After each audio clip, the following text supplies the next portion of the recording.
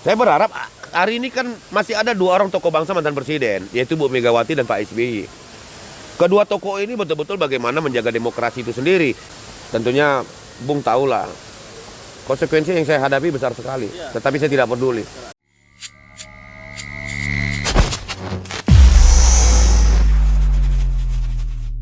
Ya, bismillahirrahmanirrahim. Assalamualaikum warahmatullahi wabarakatuh. Waalaikumsalam warahmatullahi wabarakatuh. Semangat perubahan, salam kedaulatan rakyat.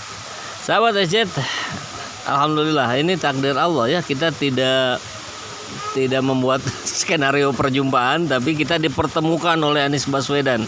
Kita sedang ada di Bandung, sedang ada pertemuan dengan Bapak Anies Rashid Baswedan, dan kita menyempatkan diri untuk bincang-bincang dengan Bang Aksa Halatu.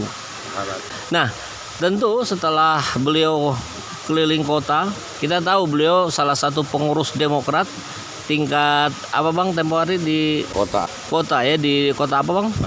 Batam. Ini kemudian menjadi sebuah perbincangan secara nasional karena ada Bang Aksa ini dengan tegas mengkritisi Mas AHY, karena saya sih melihatnya karena sayangnya karena beliau sayang kepada Mas AHY, anak muda. Bukan membelot ya. Iya, bukan. Jadi kalau ada yang dibilang membelot, tidak, justru nantilah kita dengar lah apa yang dimaksud Bang Aksa Halatu ini. Bukan membelot dari Demokrat, tapi justru konsisten sejak awal bersama Anies. Nah, Partai Demokrat yang membelot. Apakah begitu, Pak? Ya, alhamdulillah. Kemarin setelah pulang kita ketemu itu, saya ke Malaysia dan bertemu dengan beberapa pekerja migran kita di sana. Mengingat di Malaysia itu kita, dalam hitungan saya itu ada sekitar 7 juta. Ada 3 kategori ya, 7 juta itu. Ada pekerja yang menggunakan permit, ada pekerja yang menggunakan visa kunjungan, ada juga pekerja yang menggunakan jalur gelap. Ya, namun mereka itu tetap memiliki identitas seperti KTP yang jalur gelap itu. Dan ada informasi yang diberikan oleh Komjen kita, kedutaan, perwakilan kedutaan, kepada warga negara Indonesia yang berkenan untuk hadir di tanggal 14 ya, agar mencoblos. Dan di sanalah saya datang ke salah satunya ke pabrik ya, menurut ya, ke pabrik dan ke kampung-kampung masyarakat. Dan yang paling penting saya menyampaikan salam dari Bapak Anies Rashid Baswedan, menyampaikan salam karena nggak bisa kita pungkirin ada sejarah khusus ya, salah satu paslon itu yaitu Pak Prabowo. Ketika kasus Benita Bonet atau apa yang dari NTT ya, kasus TKI yang mau dihukum mati itu akhirnya terselamatkan. Dan itu yang menjadi animo masyarakat Indonesia pekerja kita di sana yang mengingat tentang sosok Pak Prabowo. Namun masih banyak juga pekerja-pekerja kita yang memiliki cara pikir rasional itu, yang ketika kita sampai menggunakan Demokrat lalu mereka bilang 02 ya, tidak 01. Oh, Anies ya. Alhamdulillah. Ceritanya gimana kok jadi bisa ke Malaysia? Bagi saya ukuran untuk bagaimana mensosialisasikan itu dimanapun tempat dan waktu yang bisa saya yakinkan publik untuk memilih Anies akan saya lakukan. Karena kan ukuran hari ini relawan dan pejuang hanya berpikir di dalam negeri ya. Tetapi dalam hitungan kita ada 7 juta itu, kita tidak berpikir tentang 7 jutanya, tetapi kita berusaha untuk menambah suara agar banyak juga saudara kita di luar negeri itu mengenal sosok dari seorang Bapak Anies Rashid Baswedan. Masalahnya Bang, itu kan ke sana butuh biaya, ongkos penginapan segala macam. Saya ketika datang sebagai pejuang Bapak Anies Rashid Baswedan, ini terpanggil atas dasar panggilan Tuhan juga sebenarnya. Kalau dibilang sebagai seorang muslim, saya jihad. Karena dalam persoalan saya ini, saya memandang tentang masa depan Indonesia, khususnya generasi muda. Jadi harapan saya, cucu saya, anak-anak saya kelak 10 tahun, 15 tahun, atau 5 tahun ke depan mereka tahu telah hadirnya sosok seorang pemimpin yang diidolakan oleh bapaknya, abinya ya. Mereka panggil saya abi, oleh opanya begitu. Jadi agar bangsa ini tidak miskin oleh sesuatu sosok yang seperti Bapak Anies Rashid Baswedan. Jadi murni saya terpanggil karena itu. Kalau bicara tentang saya membelot, seharusnya Demokrat terima kasih mas saya.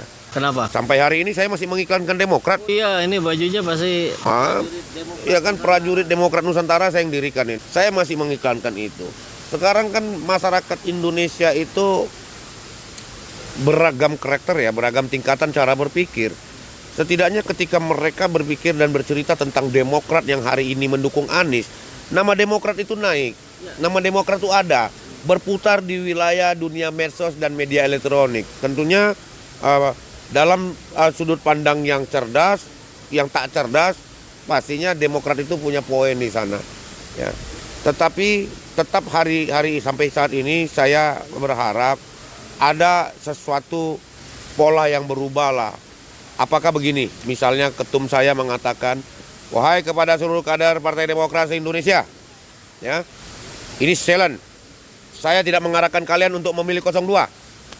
Pilihlah 01, walaupun hari ini kita berada di 02. Misal seperti itu. Ya, semua manusia punya kesalahan, semua manusia punya kesilapan.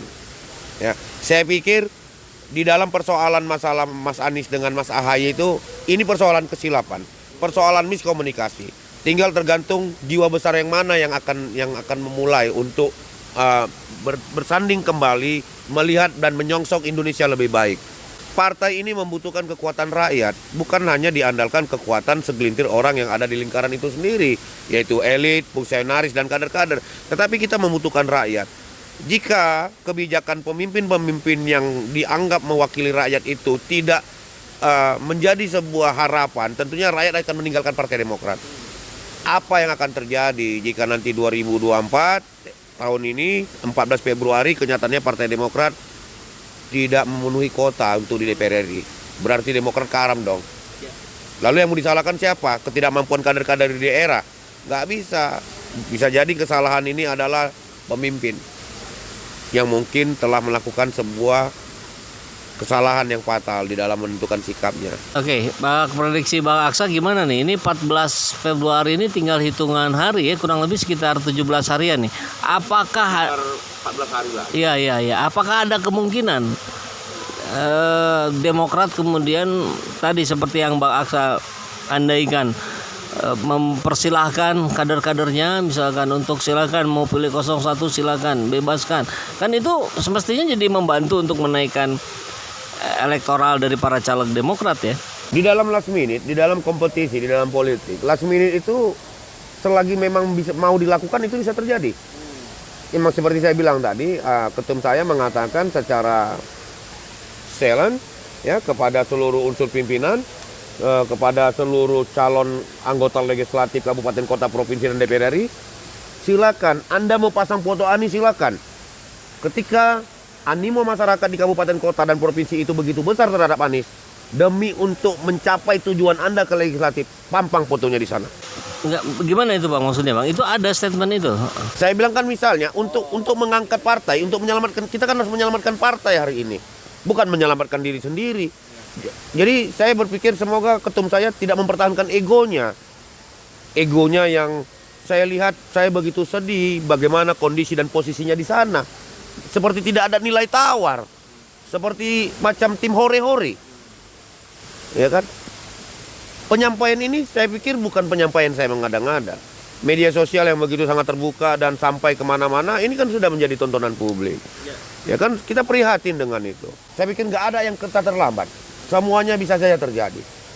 Satu lagi saudaraku, baru-baru ini kita melihat bagaimana Bapak Presiden, ya, Bapak Joko Widodo, saya nggak tahu apakah sikap ini adalah salah satu strategi politiknya ataukah memang kekhawatirannya atau memang entah bagaimana dengan satu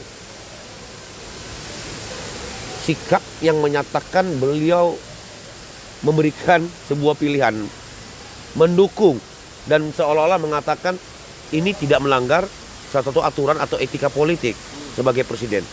Seharusnya Bapak SBY sebagai tokoh bangsa yang menjunjung demokrasi dan menjaga demokrasi, dan juga bagaimana beliau mengemas konstitusi itu supaya tidak ditabrak. Beliau kan bisa memberikan pesan kepada Bapak Presiden kita, tolong Pak jangan seperti ini. Karena kita malu akan disaksikan oleh negara lain dan juga generasi muda. kok semakin ke depannya negara ini kok semakin amburadul. Padahal Pak SBY sudah memberikan contoh keteladanan ya, beliau tidak cawe-cawe. Tidak cawe-cawe, bagaimana ketika 2014 sama-sama kita ketahui, beliau tidak ada melakukan manuver apapun. Beliau silakan. Bermainlah kalian di wilayah itu. Saya akan berakhir, saya akan istirahat, ya kan? Nah, saya tidak akan mengarahkan kader saya secara langsung untuk memilih salah satu paslon. Walaupun partai politik yang dipimpinnya harus mendukung salah satu paslon. Saya berharap hari ini kan masih ada 2 orang tokoh bangsa mantan presiden, yaitu Bu Megawati dan Pak SBY. Kedua tokoh ini betul-betul bagaimana menjaga demokrasi itu sendiri. Ya kita ingat 2004 kemarin, kalau Bu Mega betul-betul menggunakan kekuatan itu mungkin Pak SBY nggak menang, kan begitu. Tetapi beliau bermain secara adil, jujur, dan dia berharap rakyat betul-betul menentukan siapa calon presiden yang akan mereka pilih. Begitu. Jadi pernah ada keteladanan dari Pak SBY dengan demokratnya yang sangat luar biasa. Luar biasa, tapi hari ini seperti hilang. Itu yang disarankan Bang Aksa ya untuk Demokrat hari ini. Iya, niatnya baik untuk menyelamatkan marwah partai kita. Kita membutuhkan rakyat, partai politik membutuhkan rakyat. Jangan saya menilai ini jangan-jangan ada rencana sendiri seperti buang ludah ke atas kena muka sendiri. Kepingin mengaramkan kapal sendiri. Gitu. Jangan berpikir Demokrat punya kader yang hakiki, yang seolah-olah jika rakyat tak juga memilih, ada 20 juta, ada 50 juta rakyat Demokrat yang akan bertahan. Jangan berpikir seperti itu. Gitu. Saya tahu lah isi rumah saya 20 tahun saya pikir saya sangat paham rumah saya ini bagaimana. Kita tahu juga nih ada beberapa pendiri Partai Demokrat sekarang sudah deklarasi ke Anies nih. Ya, saya pikir mereka-mereka itu adalah bapak-bapak yang walaupun sudah tua kecerdasannya masih lengket gitu. Jadi akhirnya mereka terpanggil untuk menentukan masa depan Indonesia itu dengan sikap itu agar generasi tahu pilihan terbaik itu adalah Anies Rashid Baswedan. Begitu. Terawat akal sehatnya gitu. Merawat akal sehat. Jadi begini, jangan dibilang nanti saya bilang Pak SBY hari ini tidak sehat lagi akalnya begitu ataupun ketum saya gitu. Semua manusia saya pikir punya kemunduran cara berpikir, punya kemajuan juga cara berpikir, tergantung keadaan dan faktor usia juga mungkin, atau situasional juga mungkin. Baik, terakhir barangkali Bang, kira-kira dengan adanya Bang Aksa, kemudian dengan adanya beberapa petinggi Partai Demokrat yang sudah declare dukung Anies, Abang sendiri sudah ada komunikasi atau ada program khusus yang akan? Nggak ada, saya pikir tidak ada program khusus. Cuman saya bangga karena saya anggap mungkin akal sehatnya sudah datang, saya bangga. Dan saya tetap yakin dengan perjuangan mereka, malah saya pesan semoga ini bukan hanya bentuk seremonial, tetapi ini adalah sebuah gerakan dari kegiatan pertemuan kompres, ya, friend kompres, itu ada gerakan selanjutnya. Ya, begitu juga saya. Saya akan menggunakan segala macam upaya untuk melakukan, menganiskan orang di mana saja, termasuk hari ini. Mungkin besok saya akan berangkat, dimanapun saya berada saya akan menganiskan orang. Saya akan menyampaikan sebisa apa yang saya bisa tentang sosok seorang Anies Rashid Baswedan.